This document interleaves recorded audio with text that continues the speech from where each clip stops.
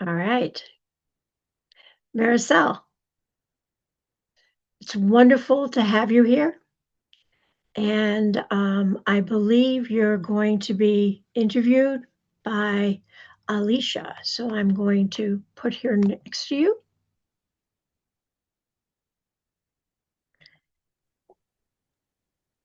And I know that you're going to give an awful lot of actionable tips for people. Cindy, I don't see Maricel highlighted or me highlighted. Okay. Within speaker view, I don't. Well, I have you pinned. Okay. And I'll make you co-host. Mm.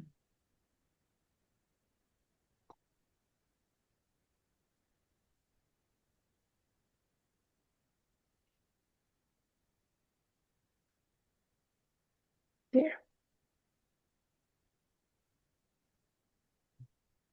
If you do multi-speaker, it should show, but then Cindy, you're still showing and not Maricel.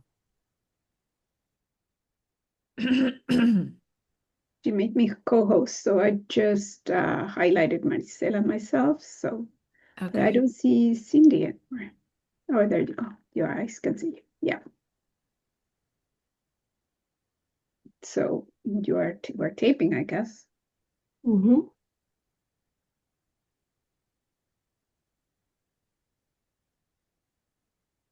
I'm going to start the recording. It is started. It has started. So welcome, everybody. Today is an honor. Introduce you to Maricel Rocha. She's going to be talking about the stress hormone connection, how hidden mental patterns disrupt your health, and how to rewire them naturally. And I'm going to read a little bit of her introduction. Maricel is a health extension specialist and integrative longevity coach dedicated to helping individuals reverse biological age and extend their health span. That means the years lived in optimal health. With a foundation in biochemistry, biotechnology, and lifestyle medicine, Maricel blends cutting edge science with a deeply personalized approach to rejuvenation. So, welcome, Maricel. This is really exciting for me to be interviewing you today. So, let me ask you this because you'll be talking about stress. So, when you say stress isn't just something we feel, but something the body records, what do you mean by that? Thank you, Alicia. Thank you, everybody. It's an honor for me to be here and sharing with all of you everything I learned about stress.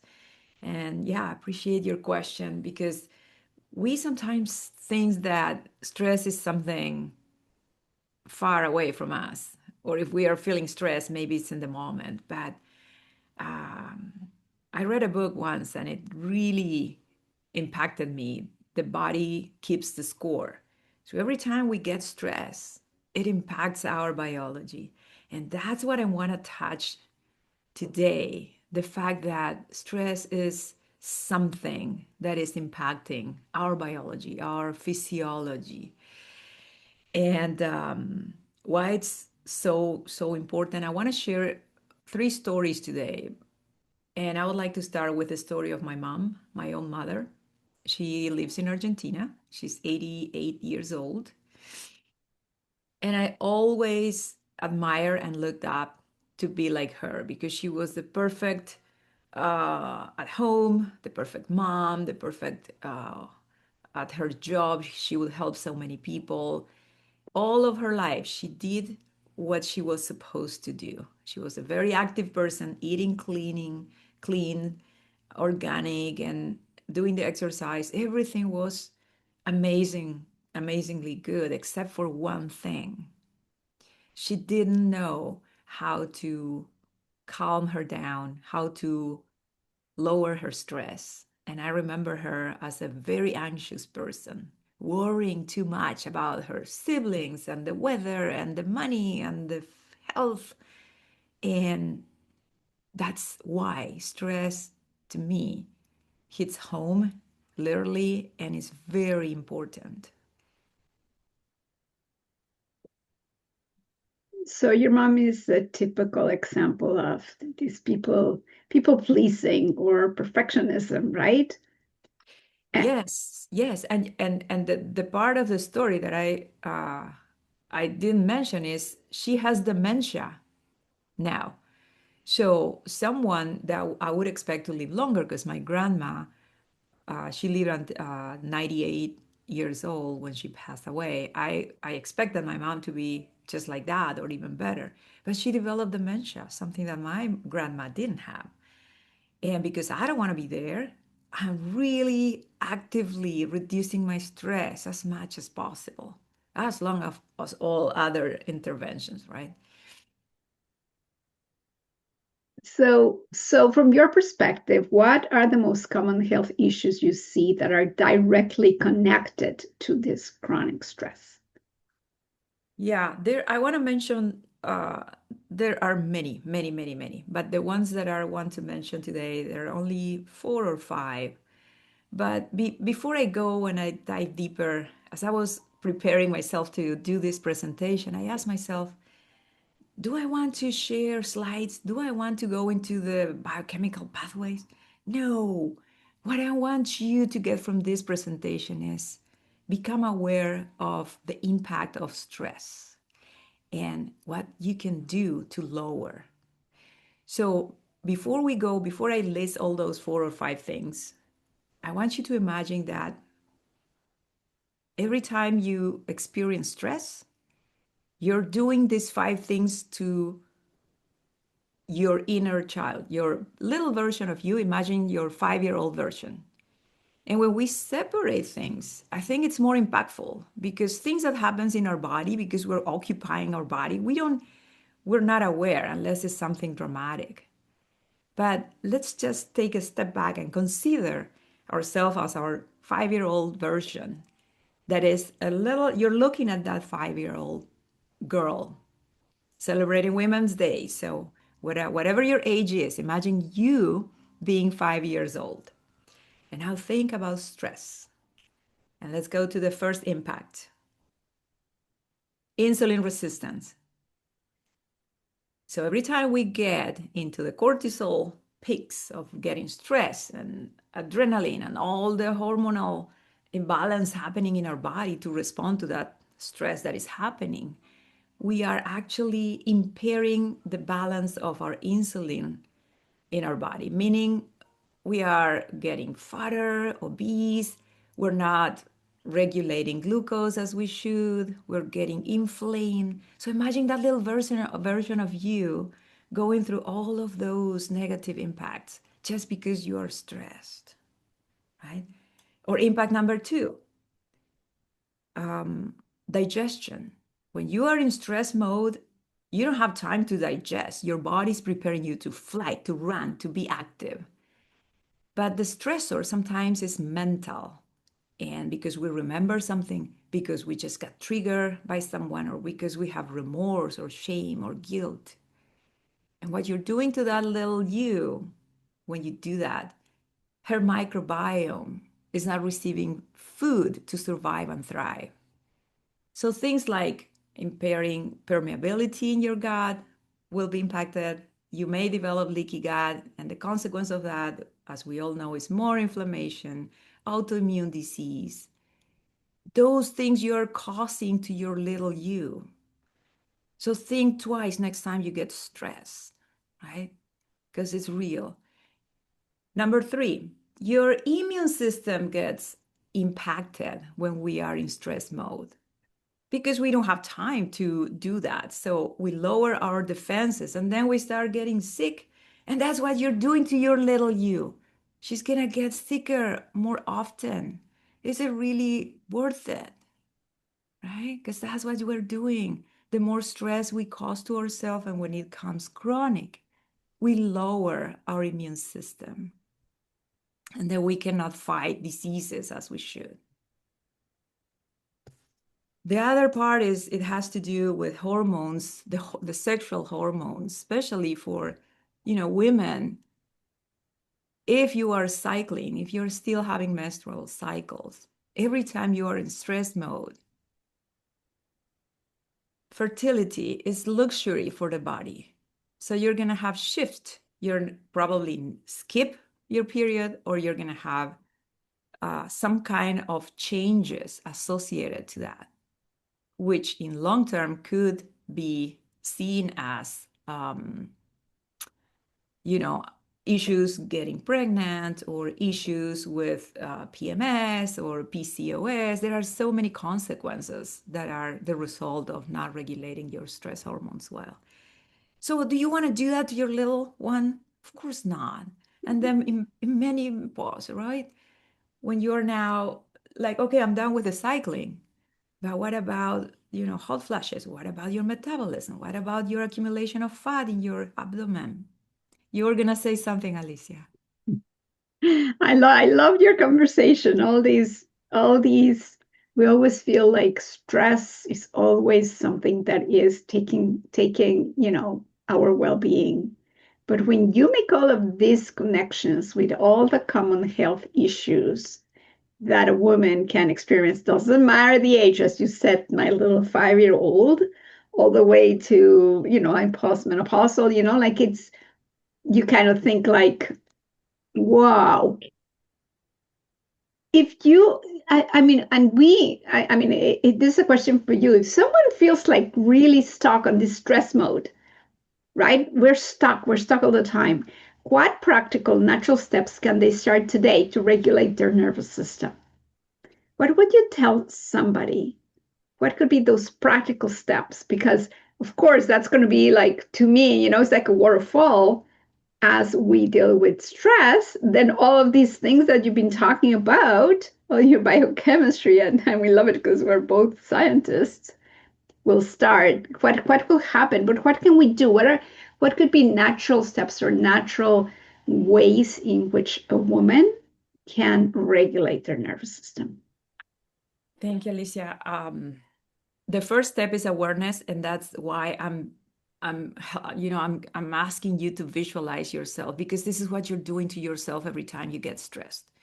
So that's why, to me, awareness is number one, because if we don't see it, we don't feel it, and we don't take action. So first, become aware of what's happening in your body as a consequence of being in stress mode.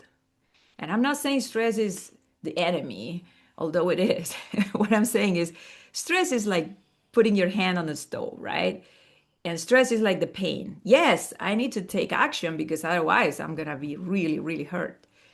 So I'll take the message, but I'm not going to keep my hand on the stove for the sake of it. And that is that is what we're doing when we self-sabotage. But to answer your question, first it's the awareness process.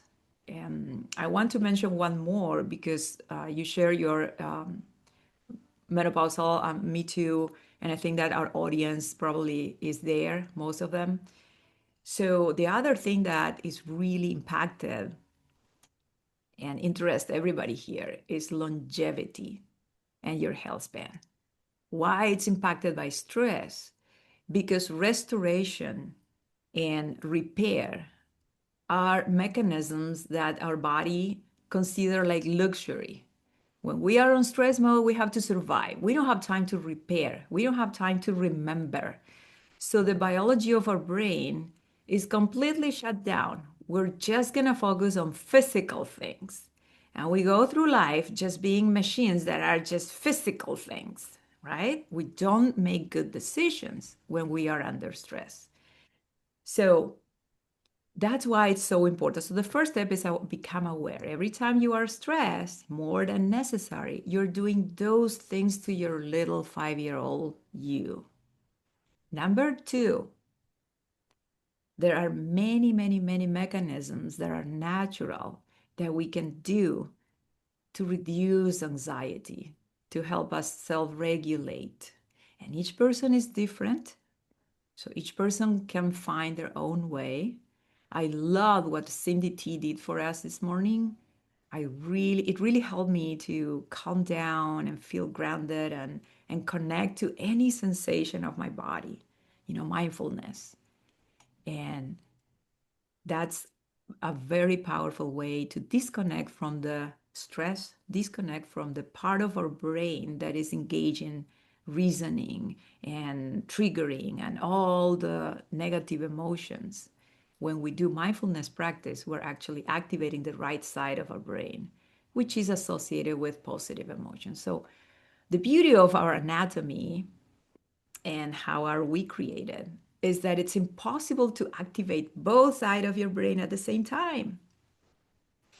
And because of that, you can become an efficient administrator of your stress and activate the brain that you need in a specific moment. So if I have to solve a problem that is analytical, I will activate my left side of my brain by logic. Where is it? But if I want to engage with a conversation with one of my daughters, for example, I will activate the right side of my brain because I want to generate empathy and feel love and grow my relationship with her, right? So the bottom line is mindfulness, to me, is the most powerful tool to reduce stress and anxiety. That's awesome. And like when you were talking about physical fitness, we always think that physical fitness is number one, but now you are talking about mental fitness. How that's going to help us lower cortisol and create long-term resilience. That is the question. How do we work with mental fitness? What is that mental fitness? Mental fitness is based on positive intelligence. It's a program that retrains your mindset to become a more positive person in a way that, when we say in Spanish, we have this about the lemonade. If life gives you lemons, what's your skills? What is your skill? If you have to rate 0 to 10, what is your ability to create lemonade out of lemons in your life? That's mental fitness. You get trained in your mental, invisible part to convert any situation in something positive. It teaches you how to create gifts out of triggers or stress, big stress in your life. And it's a powerful tool that I use with myself, my family, my clients, because it helps you to stop with the self-sabotage. The self-critic, the negative self-talk we all have in our mind that judges you. How dare you? You're not good enough. You should feel guilty or shame. So that voice is not you. It's just a part of you. And mental fitness is our ability to practice self-command and tell to that voice, I don't believe you. I don't need you right now. And through mindfulness exercise, activating the sage brain so that we can become present in the moment and don't let anything in the past affect you, anything in the future creating anxiety, and just live fully present in the moment. Wow, this is amazing. Thank you for this talk. And we just have a couple of minutes. So I just have a question for you. What would be one mindset shift that could immediately reduce stress for most women? It's not worth it. It's not worth it. Whatever happens that is out of your control, it's out of your control. It's not worth it. Whatever happens that is bad, and it's in your control, okay, then take action. But don't get unnecessary stress because it's not worth it. Oh my gosh, that is such a beautiful way of closing this beautiful interview. Maricel, it has been my honor to be here with you and to share with all these women all of these practical tips. And thank you so much. And thank you, everybody listening as well. Thank you for being here. And thank you for being part of this natural health collaborative that Cindy started. Thank you, everybody. Thank you.